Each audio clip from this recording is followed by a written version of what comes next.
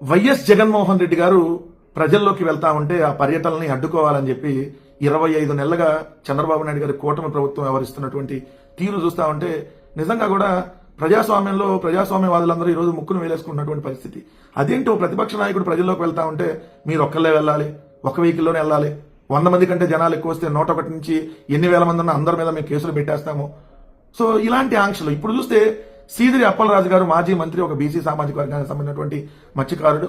So ఆయన్ని అక్రమంగా ఈ కూటమి ప్రభుత్వం అరెస్ట్ చేసినటువంటి నేపథ్యం, ఒక రోడ్డు ప్రమాదం జరిగితే దాన్ని మర్డర్ కేసు పెట్టి సీదిరి అప్పలరాజు గారి కుమారుడిని అరెస్ట్ చేయడం, అదేవిధంగా సీదిరి అప్పలరాజు గారిని కూడా అరెస్ట్ చేసినటువంటి పరిస్థితిలో జగన్మోహన్ రెడ్డి గారు వెళ్తుంటే అడుగడుగున ఆంక్షలు, బారికేడ్లు పెట్టడం, అదేవిధంగా ముళ్ళ కంచెలు ఏర్పాటు చేయడం, వచ్చే వాళ్ళ మీద కేసులు పెట్టడం, లేదంటే ముందే హౌస్ అరెస్టులు చేయడం రానియకుండా. ఎందుకు ఈ విధంగా ఈ ప్రభుత్వం భయపడుతుందో అర్థం కావట్లా. ఒకటైతే స్పష్టం, జగన్మోహన్ రెడ్డి గారిని ఏదైతే జనాన్ని వేరు చేయాలనేటటువంటి ప్రయత్నం మీరు మానుకుంటే మంచిది. జనం జగన్ ఇద్దరు ఏదైతే ఒకటే, జనం కోసం జగన్, జగన్ కోసం జనం అనేది ఏదైతే ప్రజల్లో ఉన్నటువంటి నినాదం.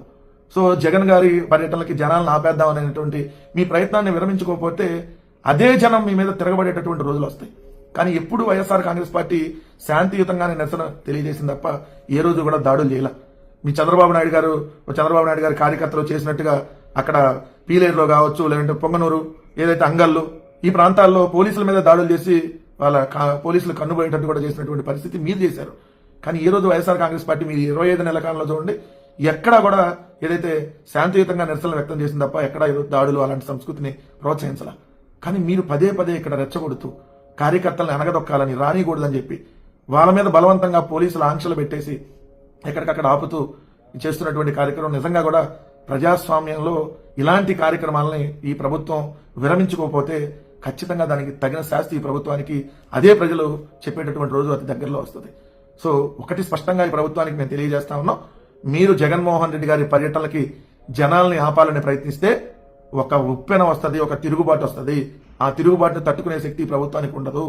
జనంని జగన్ గారిని వేరు చేయలేరన్న విషయం కూడా మీరు గుర్తుపెట్టుకోవాలి. మీరు ఎన్ని ఆంక్షలు పెట్టినా కూడా ఈరోజు వేలాది మంది ఏదైతే ఈరోజు జగన్మోహన్ రెడ్డి గారి పర్యటనలో పాల్గొనబోతా ఉన్నారు, జనాన్ని జగన్ గారిని వేరు చేయలేరన్న విషయం గుర్తుపెట్టుకోమని చెప్పి మరోసారి హెచ్చరిస్తా ఉన్నాం. మరిన్ని వీడియోస్ కోసం మన సిద్ధం స్టూడియోస్ ఛానల్ సబ్స్క్రైబ్ చేయండి. జై జగనన్న.